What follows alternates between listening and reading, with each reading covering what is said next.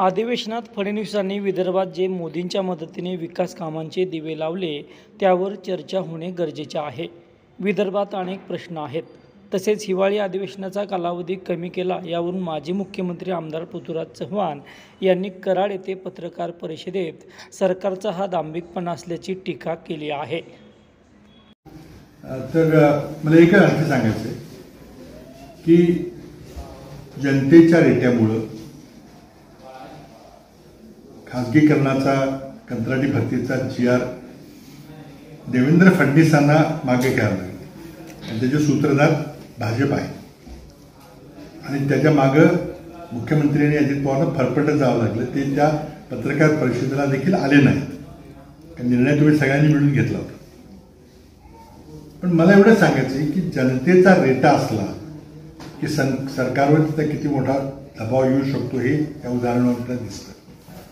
याच्यापूर्वी देशामध्ये जेव्हा नरेंद्र मोदींनी 3 कृषी कायदे रेटून लोकांच्या शेतकऱ्यांच्यावर लादले होते, त्याला वर्ष दीड सव्वा वर्ष शेतकऱ्यांचं आंदोलन झालं।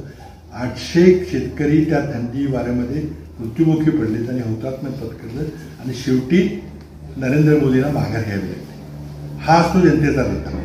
म्हणून मला आवर्जून तुमच्या माध्यमातून महाराष्ट्राच्या सर्व शेतकरी बांधवांना सांगायचं आहे की आज नरेंद्र मोदी सरकार हे शेतकऱ्यांच्या विरोधी, शेतकऱ्यांचं सूड घेण्याकरता निर्णय घेते। उदाहरण घ्यायचं असेल तर तांदळावरची निर्यात बंदी, गव्हावरची निर्यात बंदी, साखरेवरची निर्यात बंदी, कांद्यावरचं 40% निर्यात चुकलं त्यामुळे निर्यात बंदी। दिल्लीच्या एका शोध संस्थेनं आपला अहवाल दिलेला आहे की गव्हाच्या निर्यात बंदीमुळे देशातल्या शेतकऱ्यांचं 40,000 कोटीचं नुकसान झालं। साखर उत्पादकांना देखील तुमची साखर निर्यात करता येणार नाही, नुकसान शेवटी होणार ते ऊस उत्पादक शेतकऱ्याचं। आणि म्हणून माझी सर्व शेतकरी बांधवांना विनंती आहे की आपण ही उदाहरणं पाहिलेली आहेत। तुमच्या सगळ्यांचा जनतेचा रेटा जर तिथे लागला तर सरकारला माघार घ्यावी लागते। आपण महाराष्ट्रातल्या सर्व शेतकऱ्यांनी नाशिक परिसरातील कांदा उत्पादक शेतकऱ्यांच्या मागे खंबीरपणे उभं राहणं गरजेचं आहे। नरेंद्र मोदी सरकारनं कांदा निर्यातीवर 40% कर लावलेला आहे। जिझिया कर आहे, हा अत्यंत शेतकऱ्याचं नुकसान करणारा कर आहे। तो ताबडतोब तो कर परत घेतला पाहिजे। आज शिंदे फडणवीस पवार सरकारमध्ये जी शेतकऱ्याची मुलं आम्ही मंत्री म्हणून काम करतो म्हणतात, त्यांना माझं आव्हान आहे, तुम्ही सगळ्या राष्ट्रवादी काँग्रेसमधल्या फुटीर गटानं, शिंदे गटातल्या फुटीर बंधानं भाजपला काही शेतकऱ्यांचं घेणं देणं नाही आहे। तुम्ही नरेंद्र मोदींच्या दरबारी जाऊन ठिया जाऊन बसलं पाहिजे। पियुष गोयल यांना सांगितलं पाहिजे की तुम्ही कांद्यावरचा 40% कर ताबडतोब रद्द करा। आणि ऊस उत्पादक शेतकरी असेल, माझं कांद्याचं काही घेणं देणं नाही, कापूस उत्पादक म्हणेल मला काही घेणं नाही, प्रत्येकावर तुमच्यावर घेणं। त्यामुळं महाराष्ट्रातल्या सर्व शेतकऱ्यांनी जर एकजुटीनं जे येथील मंत्री त्यांना विचारलं पाहिजे तुम्ही इथं काय करतात, दिल्लीत हा निर्णय रद्द करून आणा, तर मग ही खरी शेतकऱ्याची मुलं आहेत का व्यापाऱ्यांचे धाजणे हे तुम्हाला कळेल। म्हणून जनतेच्या रेट्यामध्ये किती ताकद आहे हे या कालच्या आरक्षणाचा, कालच्या या कंत्राटी नोकर भरतीचा GR रद्द करावा लागला शासनाला त्यामध्ये दडलेलं आहे। पर्टिक्युलरली तिघांची नावं घेतली जातात, तुमचंही नाव घेतलं जातं, नेमकं काय सांगाल कंत्राटी भरती? पण कंत्राटी भरतीचा विषय बराच मोठा, बराच व्यापक आणि अतिशय महत्त्वाचा आहे। माझ्या माहितीप्रमाणे कंत्राटी भरतीचा पहिला निर्णय त्याच्या आधीच घेतले असेल तर मला काही सापडले नाही। हा 1998ला मनोहर जोशी सरकार असताना किंवा युती सरकार असताना, कोण मुख्यमंत्री होते त्यावेळेला, नारायण राणे होते का मनोहर जोशी होते, पण त्यावेळेला झालेला आहे। तिथून मग कंत्राटी कामगार नेमायचे निर्णय वेळोवेळी झाले। 2003लाही झाले, नंतर पुढचेही झाले, माझ्या काळातही झाले। परंतु त्यामध्ये 2-3 सूत्र होती की कधीही कार्यकारी पदावर कंत्राटी कामगार नेमले नव्हते। तात्पुरत्या कामाकरता कंत्राटी कामगार नेमायची पद्धत होती। उदाहरणार्थ आपण संगणकीकरण केलं, भरपूर डेटा, मानवी डेटा होता हाताने दिलेला, त्याचं एकदम संगणकीकरण करण्याकरता डेटा एंट्री ऑपरेटर पाहिजे होते. पुढं ते काम चालू राहणार नव्हतं. तात्पुरत्या कामाकरता करायचं का? माळी असेल, सफाई कर्मचारी असतील, पूर्ण वेळाची कामं कधी कधी नसतात. आणि माळ्याचं काम जर कोणाला तरी शिक्या माणसाला दिलं तर ते काही होत नाही. पण अशी काही पदे, अकार्यकारी पदं ही बाह्य स्रोताकडून घेण्याची आणि त्या ठिकाणी त्यांना नेमण्याची ही तरतूद वेळोवेळी केली जाते. ते सरकार हे का करतं हे पण लक्षात घेतलं पाहिजे. सरकारला फुकट मिळतात काही कर्मचारी तर नाही, तर त्यांना पगार द्यावा लागतो. उलट जो बाह्य पुरवठादार असतो त्याला कमिशन 15% वगैरे द्यायला लागतं. इतर गोष्टी असतात. त्यामुळे खर्च कमी होतो का? थेट खर्च कमी होतो का? तर होत नाही. खर्च कमी कुठला होतो? तर तो कर्मचारी सेवानिवृत्त झाल्यावर त्याच्या आयुष्यभर त्याला सेवानिवृत्ती पेन्शन वेतन द्यावं लागतं, ज्याला पेन्शन आपण म्हणतो. त्याची सगळी अडचण खरी सरकारची आहे. आणि ती पेन्शन द्यायला लागू नये म्हणून हा उपाययोजना केली जाते. सगळे करतात, परंतु त्यामध्ये त्यांनी काही नावं घेतलेली आहेत. आणि एक सूत्र असायचं की बाई तात्पुरतं काम असेल तर त्यामध्ये घ्यावं, कार्यकारी काम नसावं.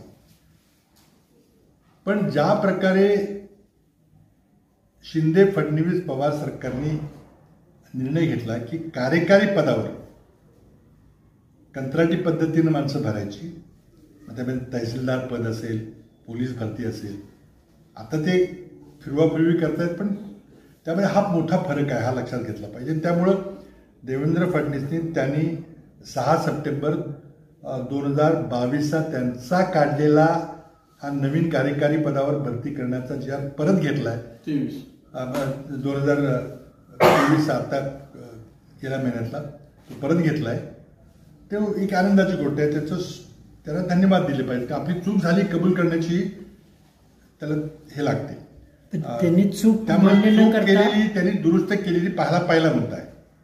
आणि ती दुरुस्त करताना ते आघाडी सरकारचं पाप होतं वगैरे म्हटले, पण त्या आघाडी सरकारमध्ये एकनाथ शिंदे मंत्री होते, अजित पवार उपमुख्यमंत्री होते. तर त्या ज्या कॅबिनेटमध्ये त्यांनी रद्द करायचा निर्णय घेतला, आपल्याकडे पद्धत आहे की कॅबिनेटचे निर्णय मुख्यमंत्री जाहीर करतात, पण मुख्यमंत्री आणि अजित पवार या दोघांनी बाहेर ठेवले गेलं, कारण ते म्हणतात ते तुमचं पाप होतं. आता कोणाचं पाप होतं त्यांनी कॅबिनेटमध्ये बसून निर्णय घेतला पाहिजे, महाराष्ट्राच्या जनतेला सांगितलं पाहिजे. परंतु त्यांचं पाप होतं तर तुम्ही सप्टेंबर 23ला नवीन GR का काढला आणि तो GR तुम्ही रद्द केलेला आहे. देवेंद्र फडणवीस शिंदे पवार सरकारनं 6 सप्टेंबर 2023ला म्हणजे गेल्या महिन्यामध्ये 1.25 महिन्यापूर्वी काढलेला कंत्राटी भरतीचा GR युवकांच्या रेट्यामुळं, विरोधी पक्षांच्या आक्रमक भूमिकेमुळे त्यांनी परत घेतला. आणि त्यामुळे चूक कबूल केली तर चांगलं म्हटलं पाहिजे. त्यांनी चूक आपली परत केलेली आहे. आता कुठंतरी ओढून ताणून तुम्ही मागच्या सरकारचा संदर्भ आणू नका. त्याची चर्चा जर झाली तर तुम्हाला अडचणीचं जाईल सगळं. आणि त्यामुळं महत्त्वाच्या मुद्द्याकडे मला एक कंत्राटी भरतीचं यायचं आहे. कंत्राटी भरतीचा mother of all contracting services कोण आहे? तर अग्निवीर योजना भारत सरकारची 14 लाखांची उभी फौज आहे, स्टँडिंग आर्मी. त्या फौजेमध्ये लोक 20 वर्ष, 30 वर्ष, 40 वर्ष काम करतात, निवृत्त होतात, त्यांना पेन्शन मिळते. माजी सैनिक संघटनेचे ते नोकर होतात, त्यांना पुढचं काही काम द्यायचं असतं, त्या आता आपली यंत्रणा आहे. आता या लोकांना रिटायर झाल्यावर पेन्शन द्यावी लागते. पेन्शनचा फार मोठा भार हा केंद्र सरकारवर पडतो. केंद्र सरकार कशा प्रकारे चाललेलं आहे, कर्ज काढल्याशिवाय, पेट्रोल डिझेलवर कर वाढवल्याशिवाय, सरकारी कंपन्या विकल्याशिवाय सरकार चालत नाही, तरी त्यांना पैसे पुरत नाही. म्हणून केंद्र सरकारनं सैन्याला कॉन्ट्रॅक्टी पद्धतीचं सैन्य करायचं म्हणून अग्निवीर कंपनीचा निर्णय घेतला. 3 वर्षाकरता तरुण पोरांना भरती करायचं, त्यांना ट्रेनिंग द्यायचं, 3 वर्षानंतर त्यांना हाकलून द्यायचं. कुठलेही सेवानिवृत्ती वेतन नाही. एक अग्निवीर निवृत्तला काही वारला सेनामध्ये, त्याला शासकीय सन्मानाचा अंतविधी तुम्हाला करता येत नाही. म्हणजे ही कॉन्ट्रॅक्ट भरती तुम्ही कशाकरता केली आणि या कॉन्ट्रॅक्ट भरतीचा ती मोदींनी केलेली आहे, देवेंद्र फडणवीसचा त्यात काही हात नाही, पण या कॉन्ट्रॅक्ट भरतीचा तुम्हाला मान्य आहे का ती? आणि त्यामुळे महाराष्ट्र सरकारने एक भूमिका घेऊन कॅबिनेटमध्ये ठराव करावा की अग्निवीर योजना फार चांगली आहे, भारतातल्या सैनिकांना काही पेन्शन द्यायची गरज नाही, त्यांना 3 वर्ष 18 वर्ष वयाच्या मुलाला भरती करायचं, त्याचं शिक्षण प्रलंबित करायचं, त्याला डिग्री काय मिळू द्यायची नाही, आणि 3 वर्षानंतर शिक्षण देऊन म्हणजे वेपन्स ट्रेनिंग असेल, आर्म्ड कॉम्बॅटचं ट्रेनिंग असेल, हाताने लढाई करायचं आणि शस्त्रास्त्राचं ट्रेनिंग द्यायचं 3 वर्ष, आणि त्याला रस्त्यावर जास्त सूट भेटायचं, त्याला काय द्यायचं नाही. ही कॉन्ट्रॅक्ट करायची जी निर्णय मोदी सरकारने घेतला आहे, त्या मोदी सरकारच्या निर्णयाचं स्वागत देवेंद्र फडणवीस आणि शिंदे पवार सरकारनं कॅबिनेटमध्ये करावं अशी माझी नम्र विनंती त्यांना आहे. मग तुम्ही युवकांचा राग काय असतो ते तुम्हाला कळेल. हा फक्त सप्टेंबरचा जी तुम्ही रद्द केला आहे तो तुम्हाला करावाच लागला. त्यामुळं मला वाटतं की हा कॉन्ट्रॅक्ट भरतीचा विषय सरकारनं परत घेतलेला आहे, चांगली गोष्ट आहे. चूक झाली होती तरी मान्य केलेले, अशा चुकीचे निर्णय पुन्हा घेऊ नका ही मला विनंती त्यांना करायची आहे. तुम्हाला आता तुमच्या भानगडी करून तुम्ही सत्तेत आलेला आहात, लोकांनी काही तुम्हाला निवडून दिलेलं नाही. तुम्ही स्थानिक स्वराज्य संस्थांच्या निवडणुका घेत नाही, लोकसभेच्या पोटनिवडणुकाच्या निवडणुका तुम्ही घेत नाही. तुम्हाला जनतेसमोर मतं मागायला जायला भीती वाटते. जो स्वर्गीय यशवंतराव चव्हाणांनी स्थानिक स्वराज्य संस्था आपल्याकडे सुरू केल्या, राजीव गांधींनी नरसिंहराव त्याकरता कायदे केले, दर 5 वर्षाला निवडणुका झाल्या पाहिजेत हा निर्णय घेतला. त्यामधून आपण आरक्षण दिलं SC ST OBC आणि महिलांना. तुम्ही आरक्षण सगळं बाद करून टाकलं.